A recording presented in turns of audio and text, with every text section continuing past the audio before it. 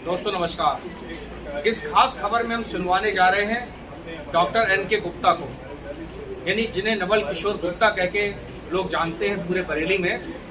आज उन्होंने बड़ी अच्छी बात कही है कि लंबे अरसे से वो प्रयास कर रहे हैं कि तमाम मेडिकल की पढ़ाई में, पैरामेडिकल की पढ़ाई में, तमाम क्षेत्रों में हिंदी में ही पाठ्यक्रम हो, हिंदी में ही पढ़ाई हो। क्या बोले हैं डॉक्टर एन के गुप्ता इस खास खबर में? आइए सुनते हैं नवल किशोर गुप्ता को।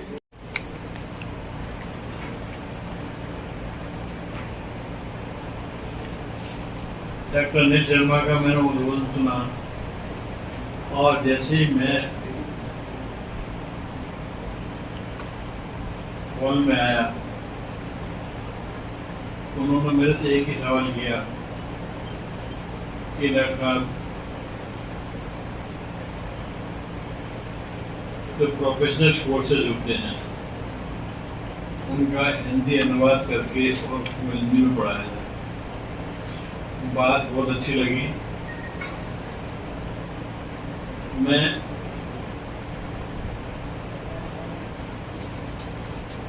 मेरा सबसे आग्रह है इस मंच से इस बात को सरकार तक पहुंचाएं। ये हमारे जमाने में भी बात उठती थी, क्यों ना हम जो है हमको हिंदी में पढ़ाया जाए। क्योंकि बेसिकली मैं आपको बताऊं, मैं एक प्राइमरी स्कूल में बड़ा स्टूडेंट था जहाँ पर इंग्लिश नहीं पढ़ाई जाती थी। हम लोगों को क्या करना पड़ता था, पढ़ने के लिए, समझने के लिए एक इंग्लिश की डिक्शनरी और एक उसकी डिक्शनरी हमें लेके बैठना पड़ता था। तो हमारा जो है काफी समय उसमें गुजरता था।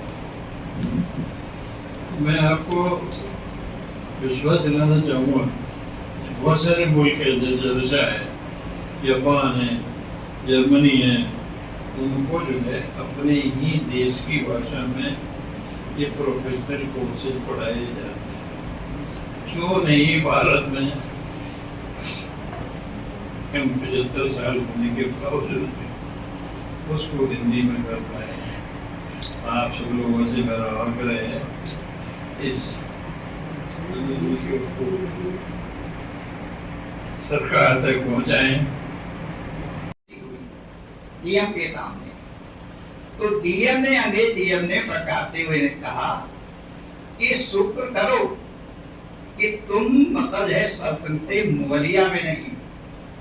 अगर सल्तनते मुगलिया में होते तो इस संगीन जुर्म के लिए तुम्हारे हाथ कलम करा दिए जाते, मगर तुमने हमारे एम्प्लॉइयों के, हमारी रोटी पर, हमारे टुकड़ों पर पलते हो और हमारे खिलाफ ही बगावत फैलाते हो। बहुत फटकारा और इनसे पता पूछकर सारी प्रतियां और स्टोरी बदल सकते की बताएंगे। और एक पूरे विश्व के इतिहास की पहली घटना थी कि किसी लेखक के सामने उसकी सारी प्रतियां जलाई गई। ये मतलब पूरे विश्व के इतिहास का पहला उदाहरण था। और इन प्रतियों को जलाकर अंग्रेज सरकार, अंग्रेज अधिकारी प्रेमचंद के दिल में बसी राष्ट्रपिता, राष्ट्र प्रेम की भावना को जला देना चाहते, मगर उस भावना बहुत तेजी से उभर कर आई और उन्होंने रानी सारंदा, विक्रमादित्य का बेगा, एक बहुत सारी कहानियां लिखी। कर्मभूमि, रंगभूमि, जो गांधी जी बात कहते थे अपने आंदोलन में, भी रंगभूमि, कर्मभूमि पे प्रेमचंद ने गई और पूरा जन जागृति का काम किया। दयाल नारायण निगम की मतलब जो है सलाह पर उन्होंने नवाब राय की जगह प्रेमचंद नाम से लिखना शुरू और उसके बाद हिंदी लेखन किया। तो साहित्यकारों ने आदिकाल से समाज को रचनात्मक दिशा देने का कार्य किया है। चाहे वो स्वतंत्रता का काल हो, चाहे मुस्लिम मतलब है स्वतंत्रता का काल हो, चाहे आजादी का आंदोलन हो, चाहे वर्तमान समय हो।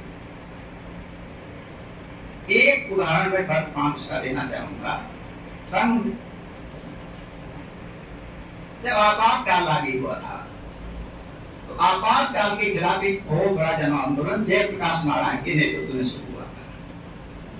और उस मतलब है 25 जून को एक बहुत विशाल सभा दिल्ली के रामलीला मैदान में उसमें कितने करोड़ लोग थे पता नहीं, लोग कितने लाख लोग थे पता नहीं लोग। उस सभा में राष्ट्र कवि रामधारी सिंह की दिनकर की मतलब है कविता पढ़ी कि जनता की हुंकारों से महलों की नींव उखड़ जाती, सांसों के बल पर ताज हवा में उड़ता है, जनता की रोके राह समय में ताव कहां, वह जिधर चाहती काल उधर ही मुड़ता है। फूलते हैं भूगोल बवंडर उड़ते हैं, क्रोधित जनता जब ध्रुव चढ़ाती है, सिंहासन खाली करो की जनता आती है। दिल में है देखना है जो कितना वाल्मीकि का दिल में है। एक गजल इतनी चर्चित हुई पूरे देश में कि नौजवानों का प्रेरणा स्रोत बन गई और नौजवान सिर पर कफन बांधकर आजादी के लिए आगे आए। फांसी के फंदे पर चढ़ते समय उन्होंने इस गजल का आखिरी शेर कहा था कि अपना मतलब है अहले बुलबुले हैं और न अरमानों की भीड़, एक मिट जाने की हसरत अब दिले बिस्मिल में है। तो ये शेर उनका जो शेर था, जो पैगाम था, पूरे नौजवानों के लिए था। 1957 में और 1947 में हम स्वतंत्र हुए, मगर इस 90 साल का जो काल है पूरी तरह से रक्त रंजित इतिहास है और कोई ऐसा दिन नहीं गया जिसमें 10-5 नौजवानों को फांसी पर नहीं लटकाया गया या गोली से नहीं मारा गया। इन 90 सालों के दौरान 7,60,962 नौजवान जिनकी उम्र 19 वर्ष से लेकर 26 वर्ष तक थी, वो शहीद हुए देश के लिए। तो इस देश की आजादी के लिए बहुत बड़ा संघर्ष किया गया, बहुत बड़े बलिदान दिए गए। तीसरी तरह से जो लड़ाई लड़ी जा रही थी वह साहित्यकारों के द्वारा लड़ी जा रही थी। साहित्यकारों ने समाज को जागृत करने के लिए, समाज में विप्लव की भावना पैदा करने के लिए, समाज को जन आंदोलन से जोड़ने के लिए, स्वतंत्रता से जोड़ने के लिए एक बहुत बड़ी मुहिम चलाई, जिसमें हम माखनलाल चतुर्वेदी जी का नाम ले सकते हैं। अभी आपने कविता पढ़ी थी कि उन्होंने पुष्प की अभिलाषा नामक कविता लिखी कि चाह नहीं मैं सुरवाला के गहनों में गूथा जाऊं, चाह नहीं मैं चढ़ूं देख पर और भाग्य पर इठलाऊं, मुझे तोड़ देना बनवाली उस मकबूल पर देना तुम भी मातृभूमि हित शीश चढ़ाने, जिस पर जाए मतलब है बीराने। तो इतनी बड़ी कविता। इसी तरह से जो हमारे राष्ट्र कवि हैं मैथिली शरण गुप्त, उन्होंने नौजवानों को ललकारा कि जो भरा नहीं है बाबों से, रहती जिसमें रसदार नहीं, वो हृदय नहीं है पत्थर है जिसमें स्वदेश का प्यार।